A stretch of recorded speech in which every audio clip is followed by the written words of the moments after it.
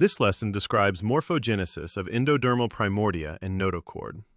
To visualize the endoderm, the overlying germ layers, epiblast and mesoderm, will be hidden. The prechordal plate forms immediately ahead of the primitive streak. Endoderm is defined as epiblast that invaginates through the streak and inserts into the hypoblast. The cells of the prechordal plate are the first to do so, so by definition, they are endodermal. The next cells to invaginate through the streak insert into the hypoblast. These will proliferate mitotically to form the endoderm germ layer. The cells that invaginate through Henson's node remain contiguous to form a hollow tube known as the notochordal process. Mesoderm are tissues that invaginate through the primitive streak but do not insert into the hypoblast. Therefore, the notochord is, by definition, mesodermal. The prechordal plate migrates ahead of the notochordal process.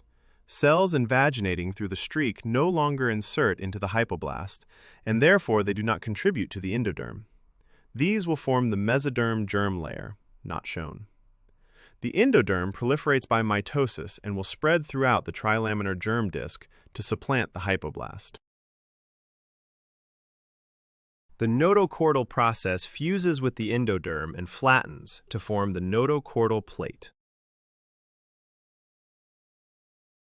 Elongation of the primitive streak ceases when the notochordal process reaches the oropharyngeal membrane at the cranial end of the germ disc.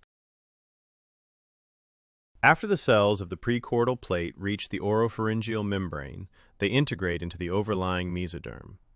The prechordal plate will develop into premandibular condensations, which eventually form extrinsic ocular muscles, and a layer of dura matter separating the cerebellum and occipital lobes known as the cerebellar tentorium.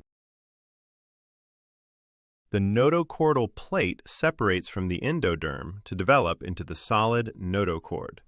Separation of the plate proceeds from the caudal to cranial end of the germ disc. Note, this is opposite to the typical direction of early embryogenesis. The primitive streak, node, notochordal plate and process all regress, leaving the notochord. Most of the notochord will eventually regress, although remnants persist to form intervertebral discs.